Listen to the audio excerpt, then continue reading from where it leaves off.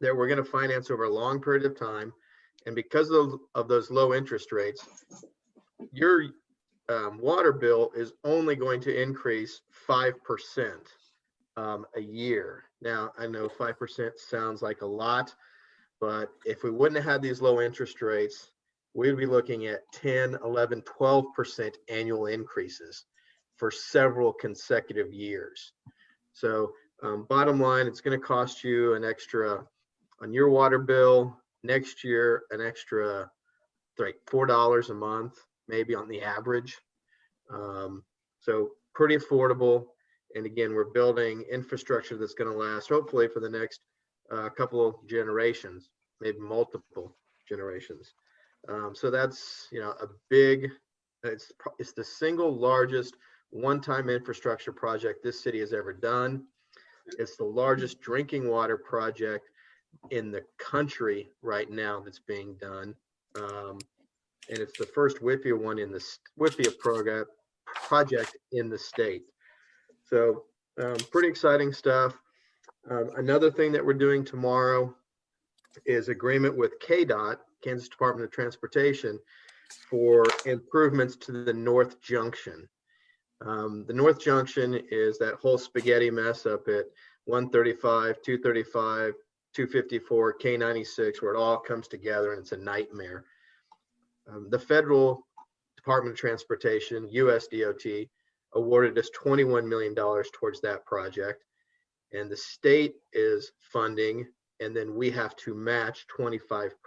So our portion of it is a little under $4 million for this next phase. This next phase will go create a flyover going northbound on 135 to westbound K96, and then southbound 135 to westbound K96. That first movement will take most of the problem with that junction and solve it, kind of like what happened with 235 in Kellogg. That too is going to take a long time to build, but it's the #1 road project in the state, in the county, the region, and the city. So that will get started and hopefully get those bids awarded and get that going as soon as possible as well. So a couple of big infrastructure projects tomorrow that we want to keep moving forward. It's kind of a slower time of the year. Believe it or not, we will actually start working on budget stuff right after the first of the year. Staff's already starting to pull stuff together. It's going to look a little different, obviously, with COVID and how that's impacted, but we've been planning for it.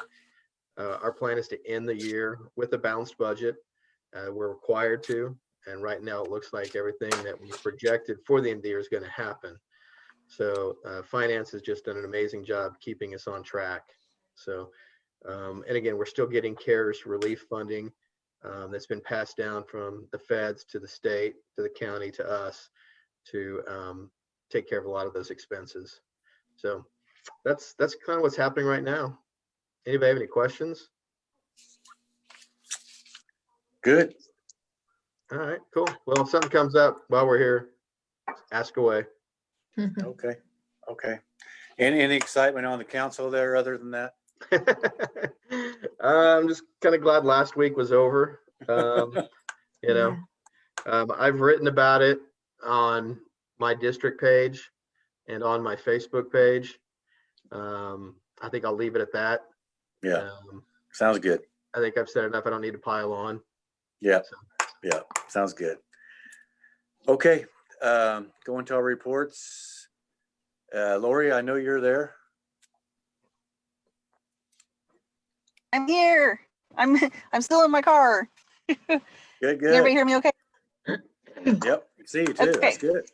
Good. All right. I know next week, or actually Thursday, we're going to work a special assignment at 9th and Tyler due to that fatality accident that was over there.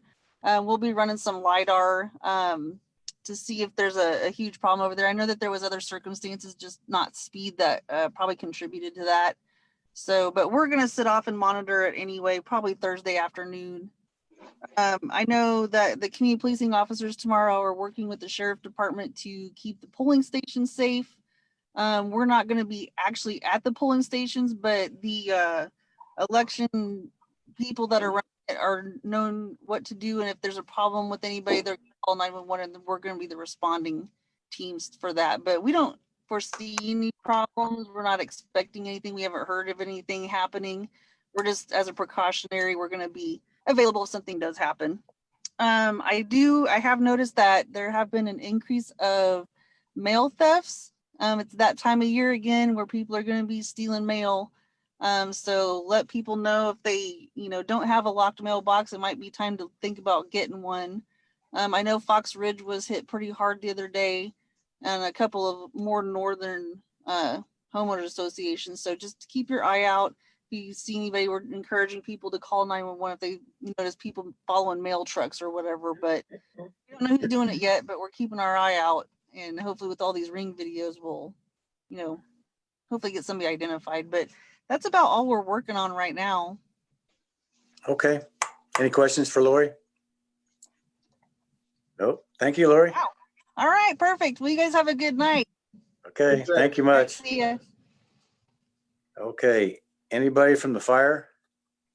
Yeah, he's here in the corner. Yep, I'm here. Okay. I just wanted to introduce myself. My name's Pete Ritter. I recently was moved out west from the east side of town. I was in Mrs. Tuttle's district, and now I'm out here. So on all three shifts, A, B, and C shift, we received new battalion chiefs on the west side of town. So we're all kind of learning the district and everything. Well, congratulations on your promotion. Well, it's not official yet for me. I'm just kind of filling in right now. It's just, Okay. Yeah, I appreciate that though. Which station will you be at, Pete?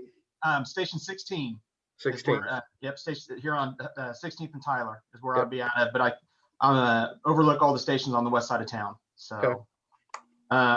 I pulled the numbers for the month of October, and District 5 had no fire incidents in their district, in District 5. But over the Awesome. 1 through 6, basically 1, 2, 3, 4, and 6, there's a total of 17 fire incidents that happened. And the grand total of that was $527,450 worth of damage, overall damage. That's pretty much what I have. I mean, to where there really is nothing in District 5, and I didn't have any of these fires, so I really can't comment or go into too much detail on, because I don't know exactly what happened or the causes of them. Looks like the majority of them are accidental, and 1 or 2 were purposely set, and then a couple were under investigation. But that's really all I can come up with pulling the numbers, to where I wasn't on any of those numbers, and they really weren't in the District 5. I really can't talk about that, I guess. Nothing interesting to say. But like I said, I'm one of the 3 that is out here now across the shifts, and happy to be out here and wanting to learn the area and learn everybody about it. So if you guys have any questions for me. Do you have a breakdown of the number of calls for the month and what they were between medical and?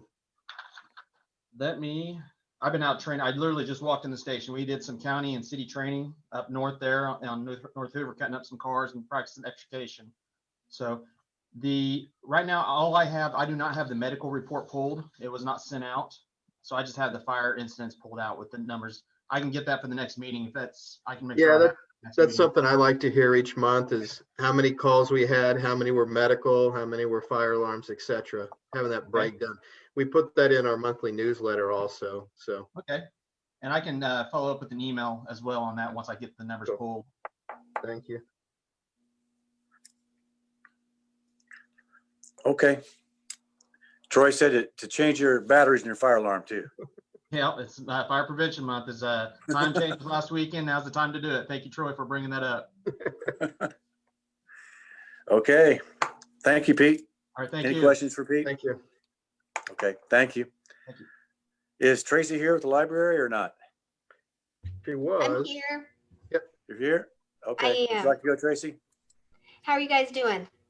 Good. Good. I'm sorry, my camera, I loaned it to someone and now it's sitting really weird on my monitor. You're Okay, good. so with the library, the things that I want to mention is that our advanced learning library, they're going to start socially distanced technology training classes this month. Because they are socially distanced, it affects the number of individuals who can actually participate. It's significantly reduced from what we usually do. So people really do need to register for those. You can go to our website at wichitalibrary.org/events in order to register and see what's being offered. Another thing that we want to to promote is actually the library is partnering with the Greater Wichita YMCA to offer a Cooking Matters series that is specifically targeted at adults, parents, caregivers of kids, pregnant women. What they're doing is actually showing them how to shop on a budget and cook healthy meals on a budget. And that series actually, it is a virtual series. It goes Tuesday, December 1st through January 12th. You don't have to participate in all of the sessions, but individuals who participate in 3 of the classes and then also complete a survey, they will actually get a $20 gift certificate for groceries. So that's a program that the library is actually doing with the YMCA. That one again has registration, and it is through the library's website, wichitalibrary.org/events, to learn more and to register. November is actually Kansas Reads to Preschoolers Month. The goal is to promote reading to our youngest customers, which is the birth through age 5. And this year the book is Groovy Joe, Ice Cream and Dinosaurs, and that's by Eric Litwin. One of the nice things about that resource is we do have it accessible through Scholastic BookFlix, which is an online book resource. And if you have a state library card, you can utilize that. And that way customers don't have to actually have a physical version of it. Now, our youth services staff, they are going to do a special promotion on Sunday, November 15th at 6:30 on the library's YouTube channel with all of the kinds of educational activities you can do, kind of all centered around that book for Kansas Reads to Preschoolers. And another thing that I wanted to mention is NEA Big Read Wichita, which is starting in January and goes for about a month and a half. So January 9th through February 21st. It's going to be mostly a virtual program as well. And the book is Circe by Madeline Miller. And we are actually partnering with KPTS Channel 8 to do a kickoff, like a live kickoff. And I believe that in that you will actually learn how you can get a free copy of that book as part of the Big Read program. And if you want more information about that, you can visit bigreadwichita.org. So those are just 4 things to highlight. Does anybody have any library questions? Any questions for Tracy? Tracy, Thank you, Tracy. Tracy, are you having any problem with people coming in not wearing masks, or are they following the signage pretty well? That's an excellent question. What I would say is the majority of individuals follow it pretty well. We do have some individuals who actually forget, and so we just have to remind them. We have some individuals who are unable to wear masks for health reasons, and I would say those are the majority of the ones that we actually encounter, either forgetting or they can't wear them for health reasons, and then we have to find out how we can work with them with the mask requirement. But most people are pretty cooperative and understanding when they come in. But you would say? I would say most people are cooperative and helpful. Cool. Thank you. Okay. What other questions? No more Librarians questions? like questions. Yeah. Are you going to have a reading list challenge for us next year? You know, probably, because I know how much you enjoy it. You relish it. So yes, I will come up with one just because you asked. Trying to find that one book that fills all 12. You know, that was impressive. It was. You did a good job. I read more last year than ever. Well, that's true, probably. As I say, that's what I like to hear, Troy, because, you know, you didn't participate, I think, the last time before that, and I got you the cereal box, etc., to kind of encourage the reading. And I read it. I'm so proud of you. And I ate it. Well, I'm glad that you enjoyed eating it as well as reading it. I enjoyed eating it more than reading it, just for the. Well, Troy, that's not what we want to hear. Oh, okay, I'm sorry. I enjoyed reading it more than eating it. Okay. There you go. Thank you. That's a better response. Okay. Anything else, guys? Good. Okay. Have a good evening. Thank you so Okay. much. Thanks, Okay. Tracy. Bye-bye. Okay, bye-bye. And Parks and Rec, is that Corey? Yeah, David McGuire sent me his talking points tonight. He couldn't. Okay.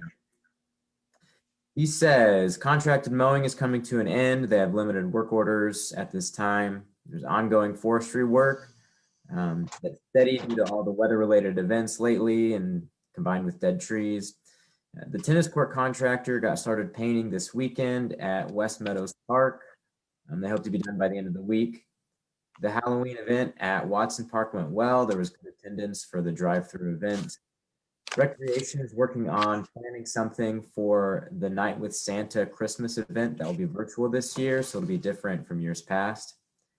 And the Watson Christmas Express will be starting. Tickets will be available to be purchased online, and all of Botanica's tickets for illuminations will have to be purchased online and in advance. And that's all for parks. If anybody has not gone out to Proct Wetlands yet, we had pelicans out there last week. Now, that is not something you normally expect to have in Wichita, or pelicans, but because that quick cold spell that we had with the snow, they were migrating and they stopped for a while. We had some at our house and some at Proct Wetlands too. So that was pretty neat to see them there. We didn't expect that, but that's my wife sneezing. COVID. Sounded like a Yeah. pelican. Yeah. So I don't know if anybody else had seen that, but it's a pretty cool treat. One of those Good. unexpected benefits that we didn't think we'd get. Okay. Anything else? Am I missing anything else? Any other reports? Is traffic or the Yeah. public works? Public Works is on. Okay. Steve Yeah, Degenhardt. this is Steve Degenhart. Sorry, I'm having some tablet issues, so I had to join by phone here. So, but yes, Steve Degenhart, construction manager with Public Works Engineering. So the big project going on in District 5 that'll see some big changes here towards the middle of this month is 13th Street from Cowskin Creek to 135th Street. That we are anticipating having 135th Street reopened both directions, and even having 13th Street open in both directions, the full length from 119th to 135th. So they're hopefully we'll have some dry weather here this week. They're wrapping up a lot of sidewalk work. I think we got almost a lot of the asphalt down before the cold spell, but I think they've got a little more to do before we're able to open that all up to traffic. We'll have to come back in the second quarter of next year. It probably will be April or May, depending on the weather or seasonal weather, but come back then next year to put the final layer of asphalt on top. We're just kind of at that window right now. We're losing the daytime temperatures we need in order to place that. So, but we'll reopen everything up to basically full traffic. Should by mid-November, definitely by Thanksgiving. So. Next project, 37th and Tyler signalization. Unfortunately, had a setback where the pole manufacturer notified us here the week we were expecting to have delivery of the signal poles. Sent us a letter stating that they had some equipment issues, and it has delayed a substantial number of projects, not only ours, but throughout the country. I want to say maybe some $20 million worth of work. So they are scrambling to try to get things back on track as quickly as possible. But best we know right now is that pole delivery is scheduled for early 2021. Aquatics Master Plan, Phase 2 work just got underway at Harvest Park for some to rehabilitate the existing pool and construct some additional amenities. Right now, basically demolition work in progress, and contractors just kind of getting basically their work area established at that location. Expecting it to be complete in time for pool season 2021. Has everyone seen the design for the Harvest Park pool? If you haven't, we could send it out to you, but it's pretty compelling, pretty neat project. It's going to be a very nice addition, how it's got a bunch of stuff to it. Corey, is that anything you need from us, or do you have that already? I think everybody's seen it. Has anyone not seen it? Okay. I think I was on mute. No? No, I heard you. I No, don't, we heard you. if you could send it to me still, Steve, that would be great. Okay, I'll do that. Then basically the last update, pavement preservation work continues.